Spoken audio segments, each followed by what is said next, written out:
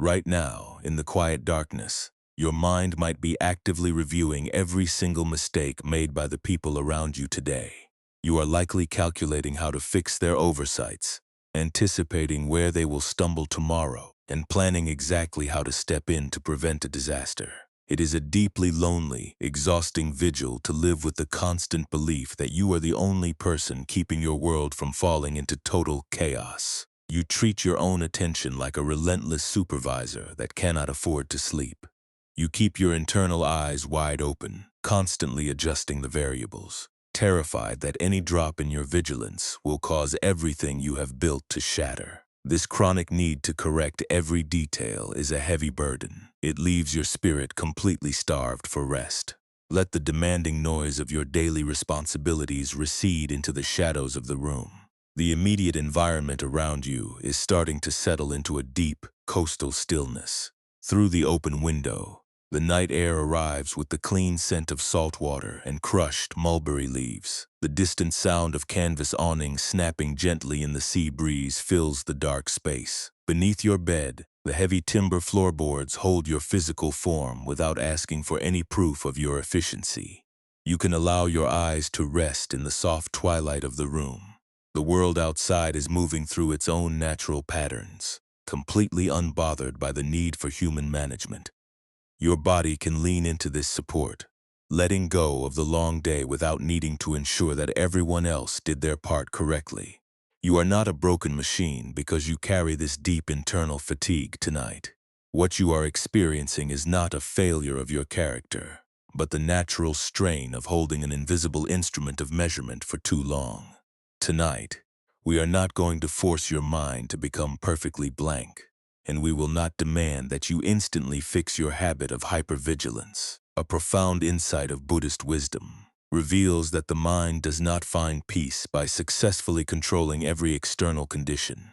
You find true liberation when you change your relationship with the unpredictable wind of life. The endless effort to balance every single detail is what exhausts the heart, not the world itself. Dear friend, right now, maybe you have felt this quiet suffocation too, if it feels right to acknowledge it.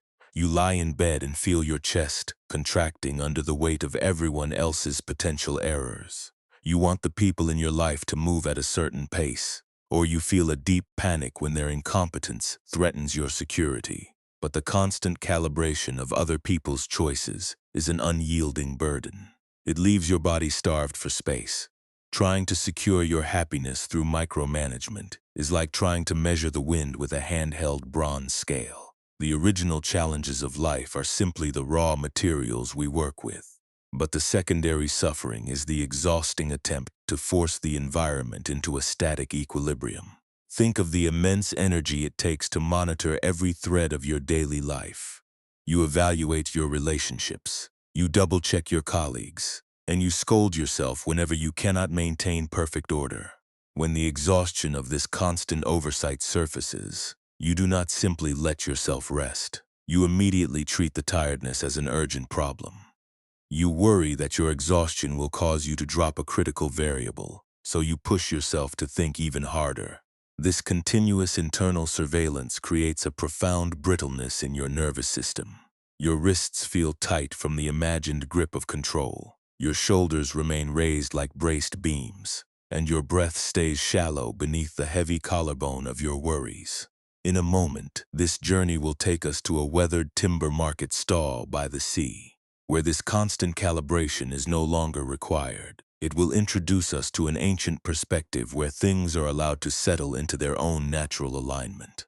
But for right now, let your fingers uncurl slightly against the sheets. Notice the lingering tension in your palms, the way your hands remain slightly contracted, as if they are still holding the weights of your daily calculations. You do not need to settle every account tonight. The night is wide enough to hold your unexpressed frustration, and the quiet room is spacious enough to let the rigid boundaries of your mind unclamp piece by piece. Let a slow, gentle breath draw down into the base of your stomach, feeling the lower ribs expand against the mattress. As the air streams out, imagine that you are lowering both pans of your internal scale down to rest flat upon a solid surface. Your mind has been holding the balance beam aloft for far too long. and your arm is weary from the strain. Let the vigilance slide completely out of your thoughts. You do not have to achieve absolute order in your life tonight. You do not have to correct the pace of the world before you sleep, and your uncalculated presence is entirely supported by the ground, just as it is. Perhaps you have spent many years believing that your safety depends on your ability to oversee every variable around you. You see others who seem to move through life with a careless freedom, and you conclude that you must work twice as hard to protect the venture from their mistakes. You assume that if you relax your grip for even a single hour, the people you care for will ruin everything you have built. You wear yourself out trying to balance the uneven threads of your environment, forgetting that a living fabric survives by its flexibility, not by being pulled tight under a constant measure. The deep weariness you carry tonight does not mean you have failed your path. It simply means you have been holding a bronze beam that was never meant to be carried without pause. You can let the anxious thoughts remain exactly where they are without obeying their commands in this quiet hour.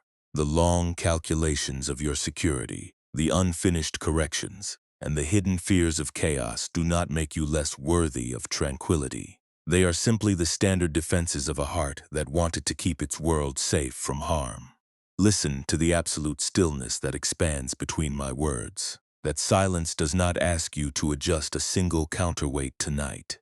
The mattress does not measure the efficiency of your day, and the night air does not demand a perfect guarantee before it allows you to rest. You are safe enough to soften the hard edges of your thoughts. Let your breath move like a slow wind through an open market stall, unhindered, quiet, and completely allowed to slow down in a moment. This story will show us something even quieter.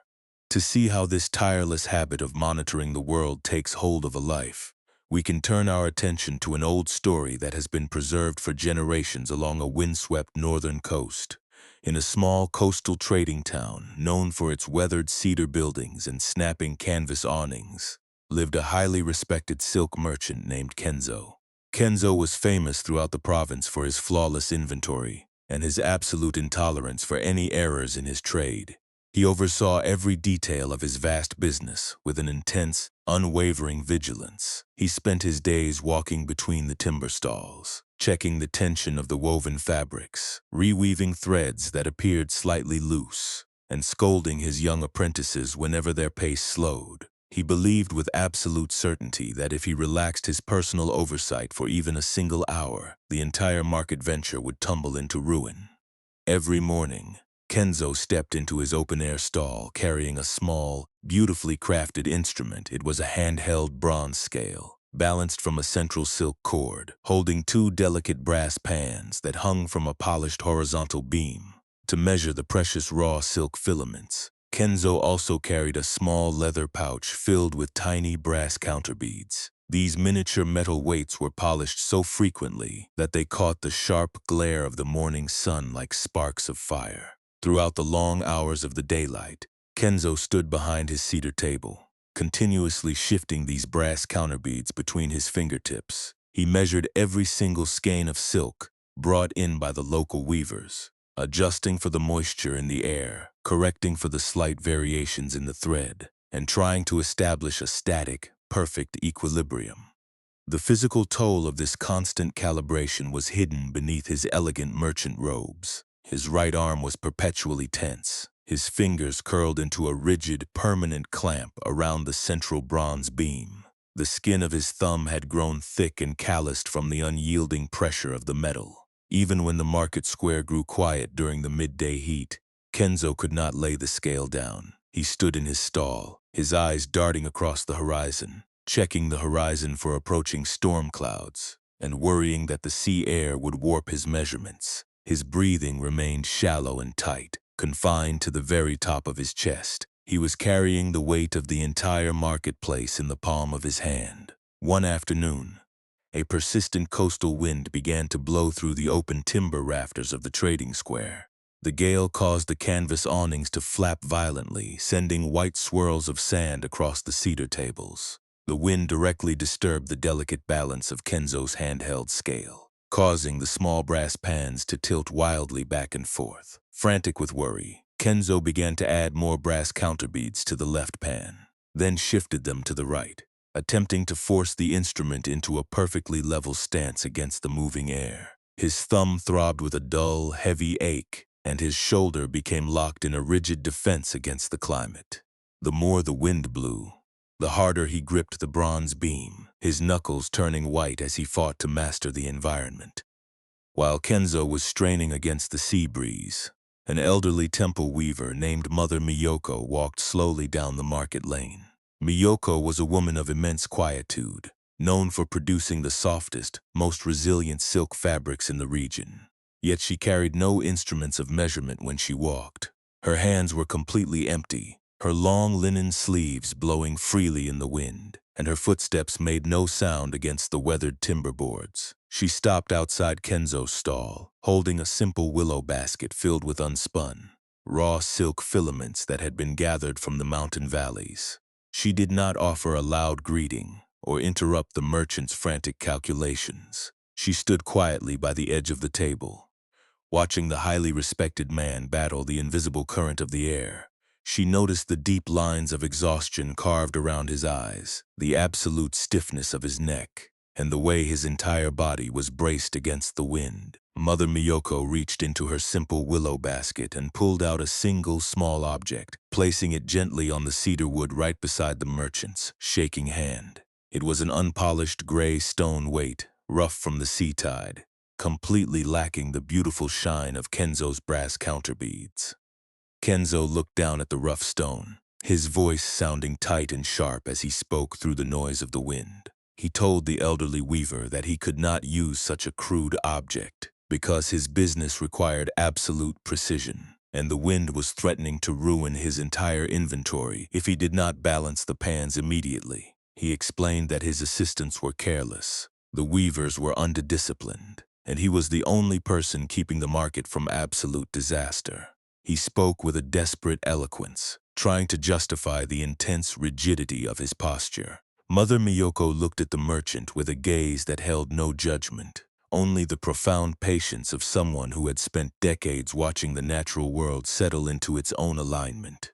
She reached out with her bare, unhurried hand, placing her fingers gently underneath Kenzo's cramped wrist with a soft, almost imperceptible pressure. She guided his rigid arm down toward the surface of the cedar table. She asked him a simple question, her voice clear and steady against the howling of the coastal wind. She asked the merchant why he had spent so many years perfecting an instrument that made him treat the very breath of the ocean as his personal enemy. Kenzo froze beside the table, the cold metal of the bronze scale pressing hard against his calloused thumb. He looked at the rough sea stone, then at the empty, relaxed palms of the elder weaver. A sudden wave of recognition began to stir within his tired chest, a quiet awareness that the exhaustion paralyzing his body was not caused by the coastal wind, but by the relentless instrument he refused to set down. Yet, the old habits of control are deeply rooted in the mind, and the true mechanism of his release remained hidden behind the tight grip of his fingers. In a moment, this story will show us something even quieter. This quiet image of the merchant lowering his balance beam to the table is not an invitation to live a life completely devoid of care. It does not ask you to abandon your responsibilities, to turn your back on the people who rely on you, or to become a cold, unfeeling stone that remains indifferent to the genuine needs of the world. Buddhist wisdom does not suggest that the solution to an overthinking mind is to force yourself into a state of absolute emotional numbness. The deep insight hidden within the coastal market square points toward a much gentler, more profound understanding of our internal resources. It is a quiet reminder to examine what we are actually doing to our own spirits when we stand guard over the details of life, especially when we use our own intelligence to build a rigid posture that leaves no room for the natural currents of reality to move. The deep weariness that settles into your chest tonight does not come from the simple fact that you have tasks to perform, or that the people around you are imperfect. The true suffering grows in the hidden belief that you must personally correct every single imbalance in your environment to ensure your own emotional safety. We lie down in the dark and we keep our internal foundries active, constantly sorting through the day's events, shifting tiny counterweights of judgment back and forth to maintain an artificial sense of order. The original challenge of life is simply the shifting sea breeze, which naturally brings seasons of confusion, human error, and unexpected disruption. But the secondary wound, the heavy weight we layer upon our own hearts, is the relentless demand that we must never allow the scale to tip. We turn the natural movements of our surroundings into a continuous crisis, creating a painful friction between our human need for rest and our desperate strategy of absolute control. Think about what happens inside your body when you try to force every variable into a static equilibrium. When a moment of unpredictability arises during your day, you do not simply allow the movement to exist in your awareness. You immediately treat the lack of absolute order as a dangerous failure, a direct threat that must be countered with immediate mental calibration. You pick up the heavy bronze instrument of comparison, checking your progress against the speed of others, constantly adjusting the pans of your attention, out of fear that you are falling behind. This desperate attachment to an idealized version of certainty is what turns your beautiful capacity for care into a source of profound isolation. We treat the ordinary imperfections of our environment like enemy attacks, holding the beam aloft until our fingers grow completely numb from the strain. Attachment, when understood through the quiet perspective of the coastal market, is not a physical possessiveness of material goods. It is the tight, unyielding pinch of your fingers around the central cord, the desperate insistence that life must conform to your precise measurements before you can allow yourself to find peace. Craving becomes the anxious hunger for constant reassurance, an underlying fear that if you lay the scale down for even a single evening, everything you love will dissolve into chaos. When we live inside this hypervigilant state, we are constantly adding heavy brass counterbeads to a balance that was never meant to be held indefinitely. We mistake the relentless activity of our measurement for actual safety, forgetting that the scale can never enjoy the texture of the silk, and it can never feel the steady comfort of the ground beneath the table. Slowly, the ancient lesson of the balanced beam becomes deeply personal. You begin to see that the constant Latinite sorting of your thoughts is not a sign of wisdom, but a heavy instrument you carry. Out of a deep fear of being vulnerable to the choices of others, you examine the performance of your day like a merchant, looking for a hidden defect in the fabric, punishing your own spirit for every small moment of ordinary human fatigue. When the sadness or the loneliness of the day surfaces in the quiet room, you do not let it breathe. You immediately assume that carrying an uneven heart means your entire life is structurally flawed, and you exhaust your remaining energy trying to force the weights to balance. Mindfulness, when met within the quiet safety of this dark room, is simply the ability to observe the movements of your mind without needing to adjust a single weight.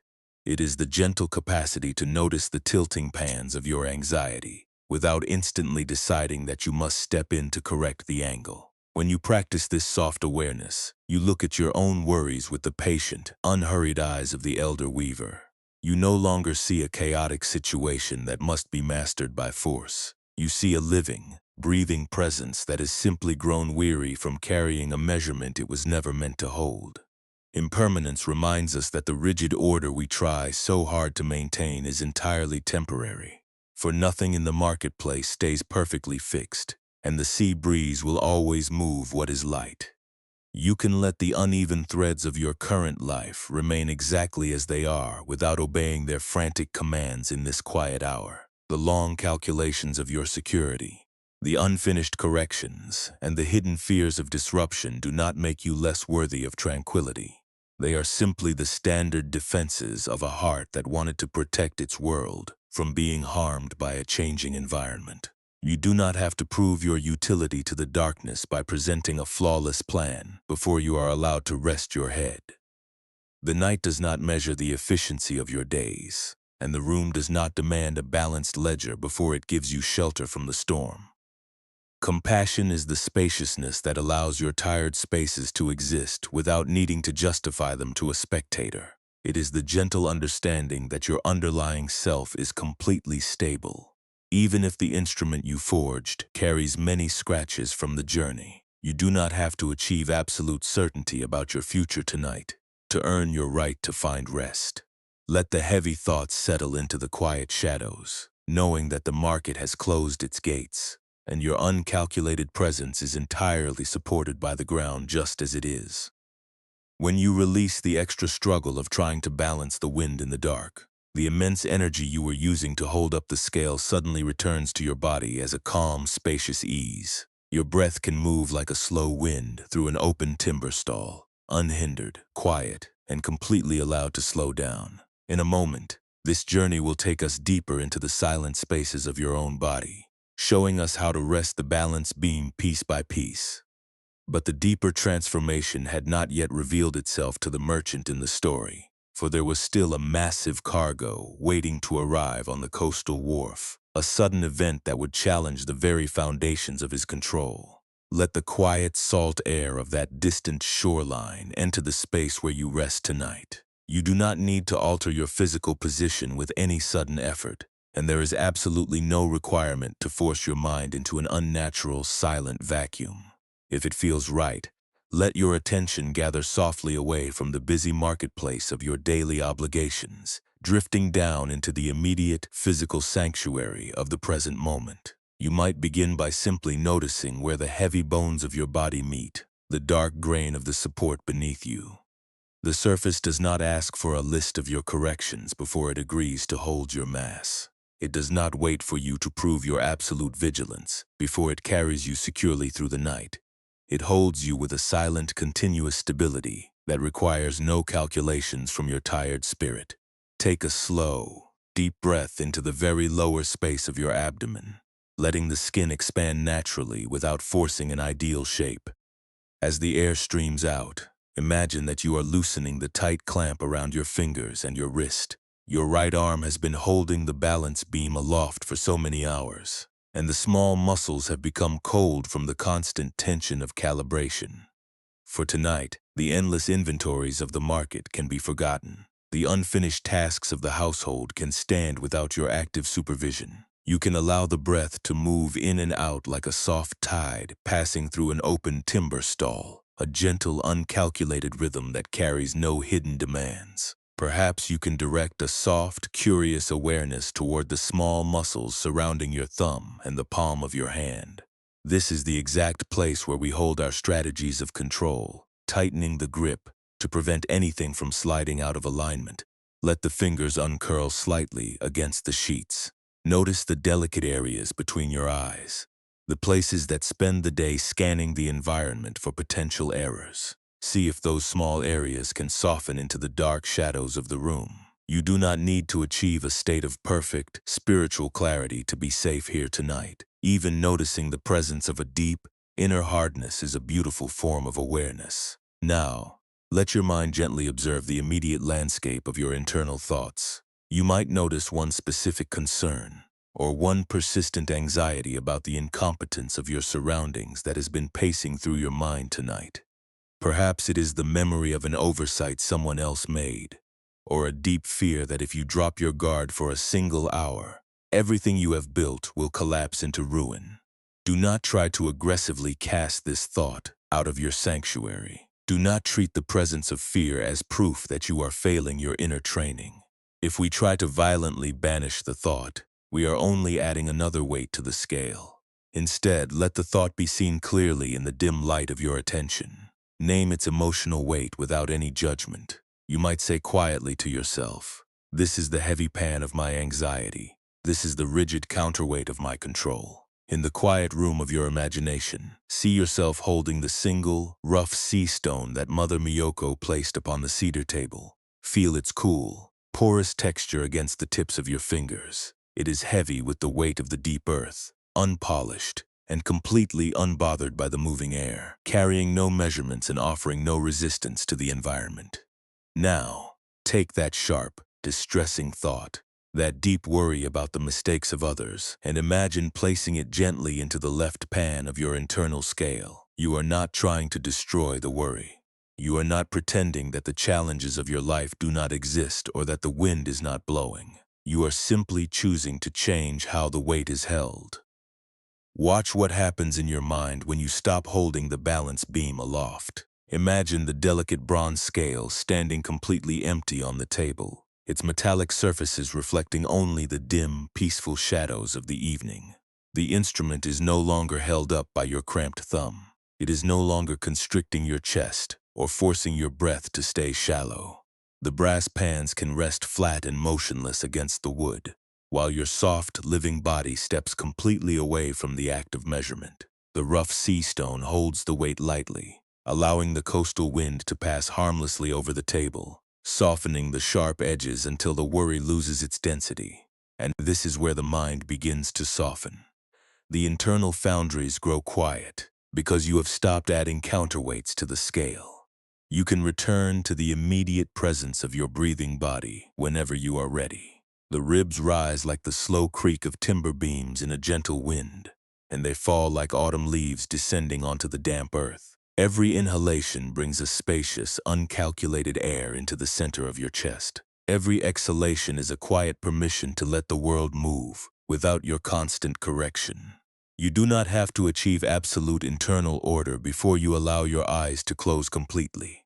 The healing we seek does not require a perfect, invulnerable environment. It happens when we realize that our natural vulnerability is not a structural failure, but the very place where our life breathes. The night is wide enough to hold your secret weariness, and the quiet shadows are spacious enough to let your heart rest without requiring a balanced ledger.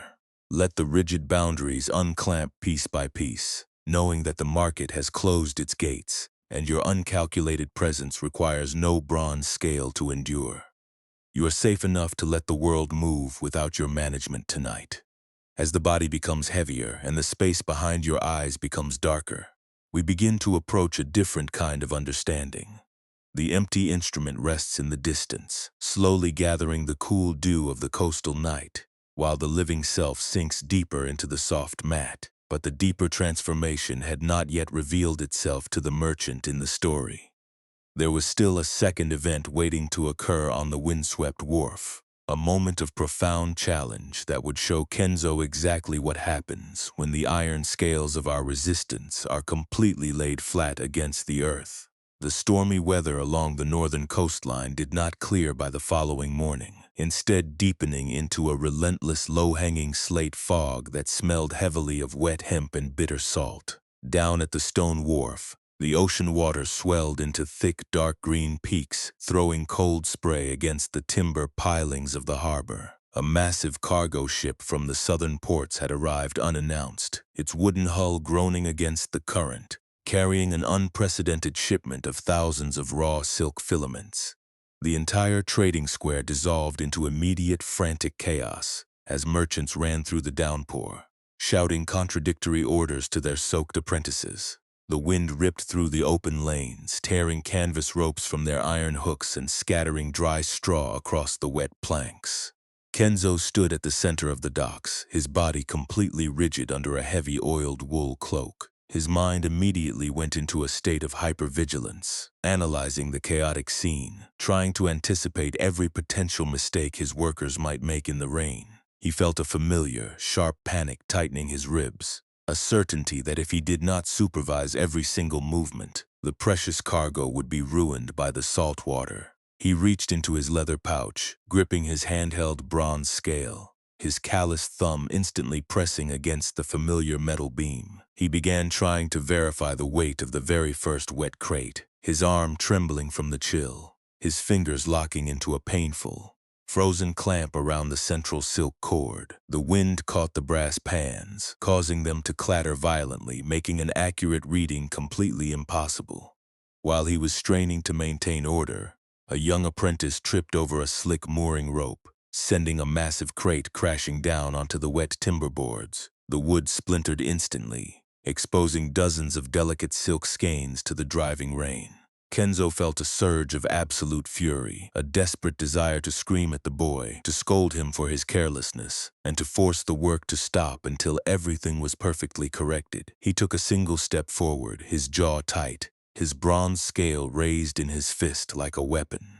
He was about to declare that he would manage the entire unloading process alone. completely discarding the help of his assistants out of a deep distrust of their ability to handle the crisis. Before he could speak a single harsh word, Kenzo looked down at his own hand, noticing how tightly his knuckles were pressing into the bronze beam. The cold metal had bitten so deeply into his skin that his palm was completely white. In that split second of intense frustration, the image of Mother Miyoko's rough sea stone returned to his mind.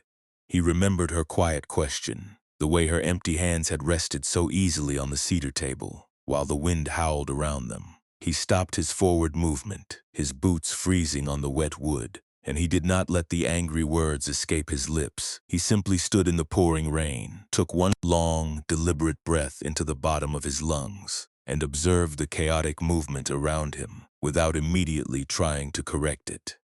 He noticed that the sky was completely indifferent to his merchant titles, and the ocean current would continue to swell regardless of his absolute precision. For the very first time in his life, Kenzo did not try to force the environment into a static equilibrium. He looked at the crying apprentice, then at the wet silk scattered across the wharf, and he let go of the illusion that he could personally balance the entire coastline. With a slow, intentional gesture that felt completely unfamiliar to his body, he reached down and placed his handheld bronze scale flat upon an empty salt barrel, completely removing the instrument from his palm. He walked toward a large, shallow silk sorting tray made of woven willow branches that sat unattended near the shelter of a timber awning. Instead of shouting an order, Kenzo knelt down directly in the damp straw beside the shattered crate, his long merchant sleeves dragging in the puddles. He did not touch his scale, and he did not try to calculate the financial loss of the damaged goods. He reached his bare hands into the splintered wood, gently lifting a wet skein of silk, and placed it loosely into the willow sorting tray. He worked in absolute silence, his movements unhurried, his attention completely anchored in the physical texture of the damp fiber. He did not look up to see if his workers were watching him, and he did not try to monitor the speed of the other apprentices. He simply allowed each thread to settle into its own natural loop within the shallow basket. Seeing their master drop to his knees in the mud, the young assistants slowly quieted their frantic shouting. The young boy who had tripped stopped crying, wiped his face with a wet sleeve, and knelt down on the other side of the shattered crate. One by one, the other workers stepped into the shelter of the timber awning, their movements naturally slowing down as they followed Kenzo's unhurried rhythm. They began lifting the damp filaments, placing them side by side in the woven willow trays, allowing the silk to rest without any forced measurement or constant calibration. The work proceeded without a single command, flowing smoothly like water finding its own channel through the stones. Kenzo sat on the wet planks for hours, his hands covered in the natural oils of the raw silk, his body thoroughly soaked by the coastal fog. He did not become a perfectly enlightened sage, and the storm did not magically disappear from the northern bay. The rain continued to fall. Many of the fabrics were permanently stained by the seawater, and the trading venture suffered a real loss that could not be undone by logic. Yet, a subtle, profound transformation had occurred within the merchant's chest. He had stopped treating the uncertainty of the afternoon as a personal failure. He allowed the cargo to be exactly as it was, wet, imperfect, and completely outside his absolute control, finding a strange, quiet endurance in the middle of the mess. When the last vessel had been unloaded and the twilight began to darken the harbor, Kenzo returned to his empty timber stall. He did not pick up the leather pouch of brass counterbeads, and he left the bronze scale resting far away on the empty salt barrel by the sea. He sat down on the simple cedar bench, his right arm resting loosely at his side, his fingers completely uncurled for the first time in many years. He looked at the large willow sorting trays filled with damp silk, watching the evening breeze pass harmlessly through the open weaves of the baskets, letting the air dry the threads on its own natural schedule. And this is where the mind begins to soften. The transformation within the silk merchant was not a sudden escape from his daily business, but a quiet shift in how he chose to meet the friction of his day. He had discovered that true steadiness is not found by gripping the beam tighter during a gale, but by knowing when to let the pans rest flat against the wood. This deep realization now begins to travel away from the old trading wharf, moving silently toward the immediate landscape of your own life. To look down into the deeper currents of your own late-night restlessness is to discover a hidden mechanism that operates beneath your conscious awareness. We often tell ourselves that we are awake because the external problems of our lives are simply too heavy to be left alone. We believe that if we rerun our mistakes one more time, or if we map out every turn of tomorrow's path, we will finally arrive at a state of total security. But if you observe the mind gently in this darkness, you will find a more subtle struggle taking place. The mind is attempting to use the sharp tool of self-judgment to fashion an unbreakable shield against the natural fluid movements of the world. We look at our doubts, our exhaustion, and our grief, and we treat them as terrifying leaks in our vessel that must be violently plugged with certainty before we can permit ourselves to rest. This internal momentum is fueled by a profound fear of uncertainty. We want the river of our lives to remain entirely predictable, flat, and perfectly matched to our mental blueprints. When an unexpected change occurs, or when our own emotional reactions stray from our ideal image of strength, a quiet panic takes over the body. We begin to replay old conversations like someone trying to rearrange stones that have already dropped to the bottom of the stream. We check the future over and over, rehearsing our responses, hoping that if we pack our thoughts tightly enough, we can freeze the water in place. This continuous effort to maintain absolute control creates a profound division within the heart. We turn our natural human sensitivities into a rigid identity, labeling ourselves as fundamentally inadequate simply because we are currently feeling the heavy pull of a changing tide. Buddhist wisdom offers a beautiful, clear lens that can completely dissolve this exhaustion. One of the great insights of the Buddha was the distinction between the original weight that life presents to us and the secondary heaviness that the mind manufactures through resistance. Consider the difference between the deep water itself and the suffocating pressure of trying to squeeze the river into a box. The first kind of pain is the organic reality of being alive in a shifting universe. It is the sudden storm, the loss of an important connection, the physical tiredness of a long day, or the presence of a genuine limitation. This is simply the dampness of the marshlands, the natural environment our spirit must navigate. We cannot always prevent the clouds from breaking above us, nor can we stop the current from swelling when the high mountain snows melt. This initial weight is not a mistake. It is simply the life we are given to meet.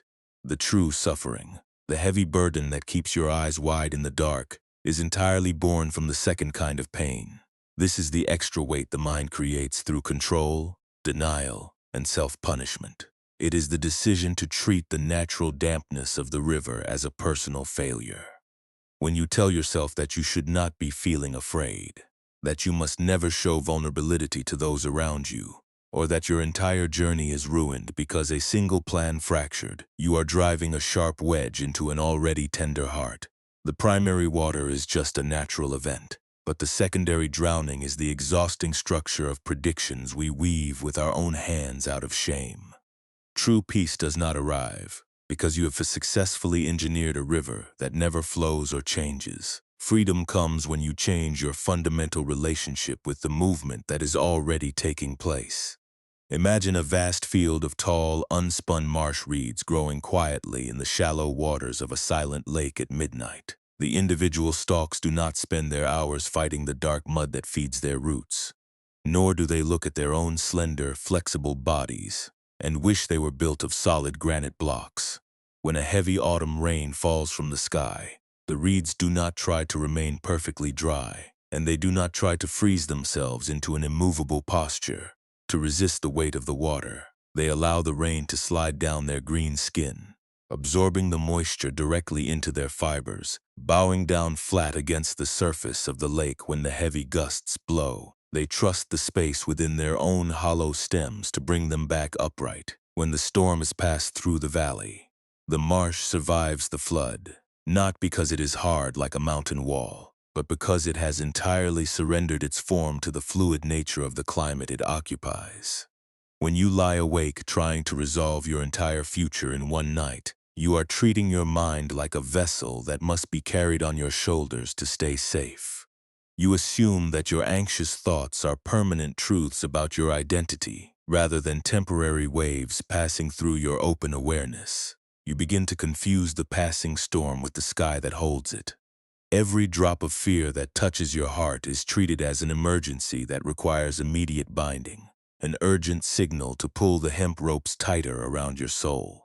This continuous defensive reaction is what keeps your breath shallow and your limbs rigid on the bed, preventing your consciousness from settling into the natural buoyancy of deep sleep. What happens if you choose to stop treating every fearful thought as a command that must be obeyed? What if the heaviness you feel tonight is not proof that you are failing your path, but simply a sign that your life is currently moving through a deep channel of change? You can allow the current of this moment to flow precisely where it must, without trying to jam extra certainties into the gaps of your knowledge. You can look at your own confusion with the silent compassion of the old weaver, recognizing that the loose, unspun threads of your current struggle are the very elements that keep you flexible enough to ride the waves. This profound shift in perspective is what allows the spirit to soften its ancient defenses. You begin to see that you do not need to hate yourself for being weary, and you do not need to apologize for the textures that make you human. Your essential awareness is already light, spacious, and completely supported by the ground beneath you, far beneath the superficial cracks in your armor. When you stop feeding the secondary fire of judgment, the original pain becomes something you can easily sit with, letting it rest in the quiet depth of your presence. Slowly, the river insight begins to move out of the realm of mountain parables and step into the immediate reality of your tomorrow morning. We begin to see how this gentle surrender applies to the small, noisy moments of our daily routine, transforming the way we walk through the world. But the integration of this wisdom into modern life requires us to look directly at the exact places where we lose our footing during the day, where the temptation to rebuild the rigid raft is strongest.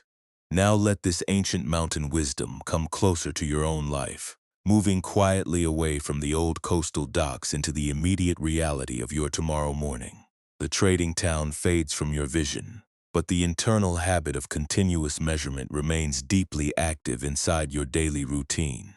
Think of how frequently you step into the modern daylight, carrying that invisible, delicate balance beam. You wake up, and your mind immediately begins to check the weights of your various obligations. You feel a familiar, tight pressure in your thumb before your feet even touch the floor. You worry that you are already falling behind in some invisible race. You look at the lives of those around you, observing their achievements like flawless bolts of fabric displayed in a premium store window. You look at your own uneven threads, your private exhaustion, and you immediately judge your texture as fundamentally insufficient. This hypervigilance shows up in the most ordinary moments of our modern day. Consider the simple act of waiting for a digital response or a text message from someone you care about. When the notification does not appear on the screen, a subtle panic tightens your throat. Your mind instantly enters the enclosed stall of calculation. You start adding tiny brass counterbeads of anxiety to the scale, replaying every past interaction to find the exact source of the silence. You wonder if you spoke too sharply, or if you failed to project the right amount of capability. The phone becomes a tiny digital balance pan, and you exhaust your internal energy waiting for it to level out. You are attempting to measure the invisible, changing wind of another person's attention, holding the heavy beam aloft until your spirit grows cold from the effort. The same painful mechanism operates when you lie awake in the dark, replaying a minor mistake you made during an afternoon conversation. The event is already finished. The words have already sailed out into the harbor, yet you refuse to let them rest. You pull the memory back onto the cedar table of your intellect, trying to trim the loose edges, trying to recalibrate the weight of what was said. You scold yourself for showing a brief flash of nervousness, or for not having the most impressive answer prepared. This is the profound suffering of trying to fix the self through shame. We treat our own human awkwardness as a terrible crime against efficiency. we layer a massive weight of self-punishment onto an original moment of simple, ordinary vulnerability. Slowly, the teaching becomes personal, as we realize that we are also trying to micromanage the emotional climates of our closest relationships. You might find yourself constantly monitoring the moods of the people in your household, or trying to anticipate the frustrations of your colleagues at work. You act like a merchant who believes he must personally balance the emotional scales of every customer who enters the square. If someone you love feels sad or distant, you immediately treat their heavy heart as an emergency that you are required to solve. You adjust your own behavior, you smile when you are feeling broken inside, and you compress your own authentic needs to maintain a superficial harmony. You assume that if you do not actively maintain the equilibrium, the relationship will collapse into total ruin. This continuous vigilance leaves no space for genuine connection to breathe, because you are too busy holding the instrument to actually touch the person standing before you. This pattern reaches its most exhausting peak when your body genuinely cries out for deep relaxation, yet your mind refuses to grant the request. You lie down on the bed, but an internal voice immediately starts listing everything you left unfinished. It tells you that you have not earned the right to drop your guard, because there are still errors to correct and variables to secure. You feel a sharp wave of guilt for simply existing without producing a measurable result. You treat your own capacity for rest like a luxury that must be carefully weighed against your daily output. This is the ultimate illusion of control, the belief that the stability of your world depends entirely on your perpetual strain. Bringing this Buddhist wisdom into your modern routine does not mean you stop performing your work or caring for your family. It simply means you learn how to place the bronze scale flat upon the bench before the arm fractures from the weight. Tomorrow, when a sudden delay occurs, or when a digital response is withheld, you can choose to practice a small, poetic act of internal discipline. Before you allow your mind to plunge into the usual cycle of frantic calibration, you can choose to pause. You can take one slow, deliberate breath into the bottom of your ribs. You can observe the rising panic without instantly obeying its command to intervene. Even noticing the urge to micromanage is a beautiful victory for your awareness. You are choosing to let the thread lie in the basket for a single minute without trying to determine its exact value. You can begin to care deeply for the people around you without gripping their specific reactions like an unyielding counterbead. You can offer your support, perform your tasks with integrity, and then step completely away from the scale, allowing the outcomes to settle onto their own natural willow sorting trays.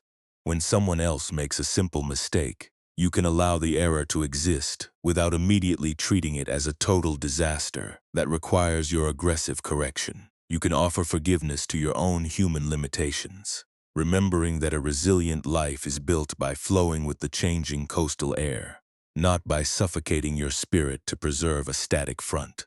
You can allow yourself to rest tonight without needing to justify your tiredness to an internal supervisor, because your fundamental value was never something that could be measured by an instrument. As the noise of these modern scenarios begins to soften, you can feel the immediate relief of an untethered grip. The complex calculations of the week are starting to lose their sharp edges, dissolving slowly into the vast, dark space of the quiet room. You do not have to settle a single modern account before your eyes close completely. The world will continue to turn. The digital signals will pass through the air, and the people around you will navigate their own paths without your perpetual oversight. You are safe enough to let the balance pans drop flat against the cedar surface, allowing your weary frame to sink into the deep, unmeasured freedom of the night. But there was still one final layer of weightlessness waiting for you in the deep heart of your consciousness, a place where all effort ceases entirely, and the traveler returns to the ancient source. The coastal marketplace has finally closed its heavy cedar gates, surrendering all its daytime movement to the immense, uncalculated stillness of the midnight hours. Out on the weathered timber wharf, the shallow willow baskets rest in absolute darkness, their wooden weaves cooling down completely as they receive the deep evening moisture. The raw silk filaments no longer require your fingers to guide them, or your attention to sort their paths. The individual threads lie loosely in their own natural loops, completely unbothered by the darkness, expanding and settling without a single human evaluation to correct their form. Far across the empty lanes, the handheld bronze scale rests flat upon the smooth surface of the wooden bench, its metallic pans completely motionless, entirely relieved of the exhausting duty of calibration. The persistent sea gale has softened into a faint, rhythmic sigh that moves harmlessly through the open rafters, carrying the fragrance of salt water and damp earth. There are no more strategic adjustments to calculate tonight, no more weights to balance in the dark, and no more expectations to satisfy before the sun rises over the northern bay. The internal foundries where you cast your anxieties have gone completely cold, leaving only a vast, dark sanctuary where your spirit can finally stretch its boundaries without a single condition. Let the heavy bones of your physical form sink down with total density into the gentle, unwavering support of the surface beneath you. You can feel the quiet, unyielding stability of the night room, a patient presence that invites your muscles to entirely abandon their long vigilance. Your shoulder blades can widen completely into the cotton fabric, releasing the tight, braced posture that tried so desperately to protect your world from the mistakes of others today. The bed bears your mass without asking for a single explanation of your worries, demanding no absolute guarantees and requiring no flawless ledger before it gives you absolute shelter. You do not have to stand as an unshakable guardian of order tonight. You do not have to project a perfect competence into the dark, and you do not have to maintain a flawless front for the people around you. The platform beneath you is perfectly steady, carrying your unmeasured presence just as the solid coastal earth holds the roots of the ancient mountain trees. Your breathing has found its own natural, unhurried frequency, flowing in and out of your body without any active supervision from your intellect. The air moves across your lips like a cool, salt breeze passing through the open shutters of an empty market stall, and it leaves your chest like a quiet tide returning its moisture to the dark ocean. With every slow exhalation, imagine the remaining calculations of your daily routine sliding out of your grip. Let the memory of the moments where you felt behind, the text you waited for, and the hidden fears of disruption drop away completely. You do not have to organize those loose threads tonight. You do not have to defend your pacing to the silence, and you do not have to prove your readiness to the dark. The natural limitations of your life can remain exactly as they are, resting peacefully in your awareness without requiring a single touch from your hands. Notice the profound weightlessness that enters the chest when the mind stops treating its own human fatigue as a dangerous failure. Your sensitivity is no longer an active defect that renders your character weak or incomplete. It is simply the soft, living tissue of a heart that chose to care deeply in a complex, shifting universe. When a sudden wave of worry or a sharp thought visits your mind in this quiet hour, you do not have to forge a new line of logic to counter its weight.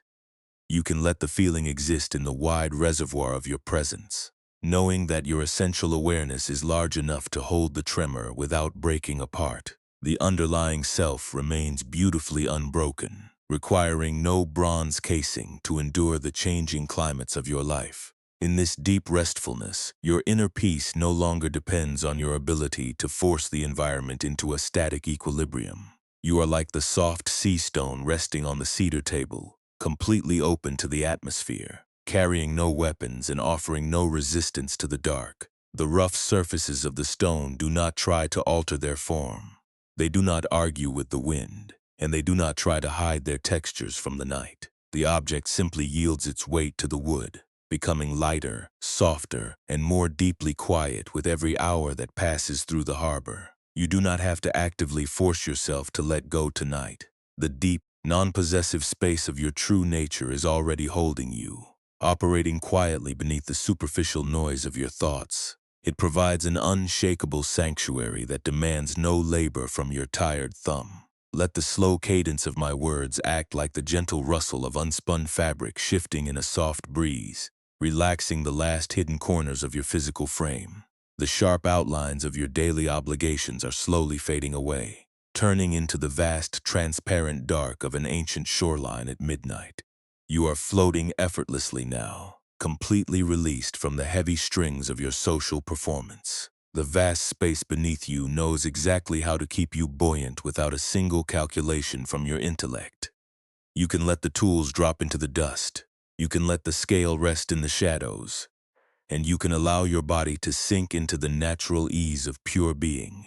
You have permission to stop solving the mystery of your life for tonight. The misunderstandings that felt so heavy during the daylight can rest quietly on the stone steps, completely unbothered by your thoughts, the goals you did not reach, the people you tried to change, and the moments you wish you could rearrange are all safely held within the wider movement of the universe, requiring none of your Latinite analysis to find their alignment.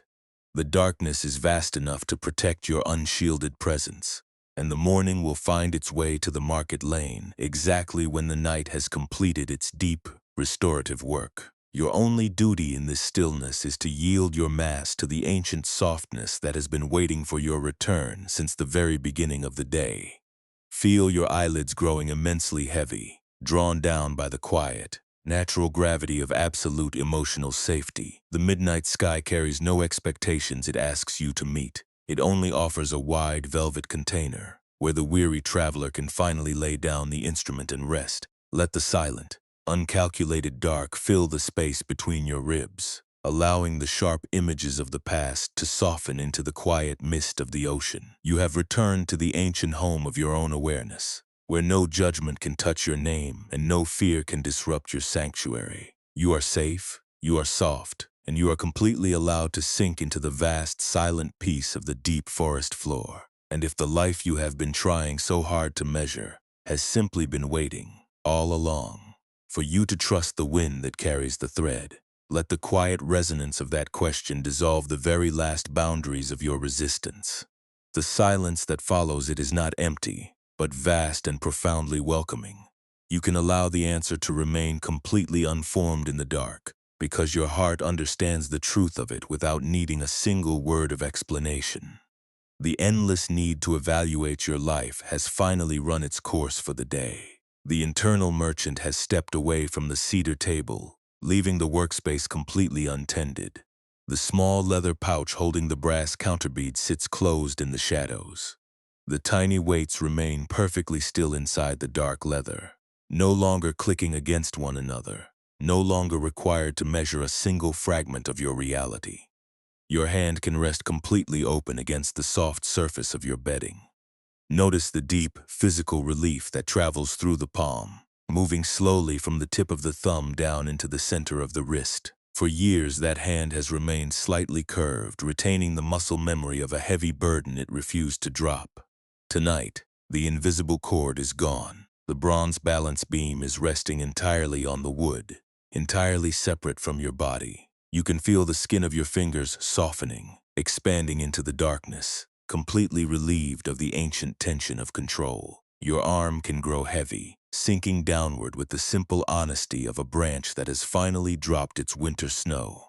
The unspun silk filaments in the willow baskets do not require your vigilance to maintain their value. In the deep dark of the sanctuary, they rest loosely, their delicate fibers absorbing the cool coastal moisture without any human interference. They do not twist into tight, painful knots when they are left uncalculated. They simply exist in their raw simplicity, beautiful because they are flexible, strong because they know how to yield to the space around them.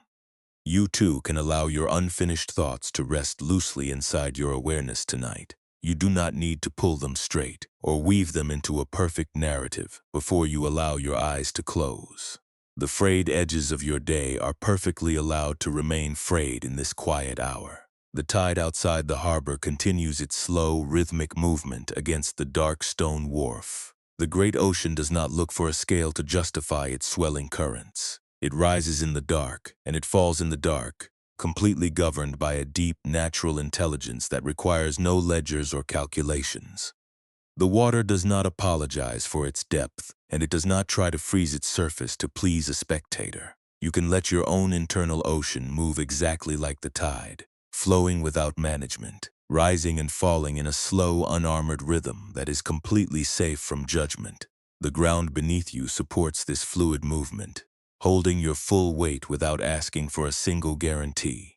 You can completely resign from your position as the supervisor of your world tonight. The people you have been trying so hard to correct, the environments you have been straining to balance, and the futures you have been rehearsing can all be left to the care of the night. The world is vast enough to hold their imperfections without your constant intervention. When you stop adjusting the pans of the scale, you allow the universe to find its own organic equilibrium.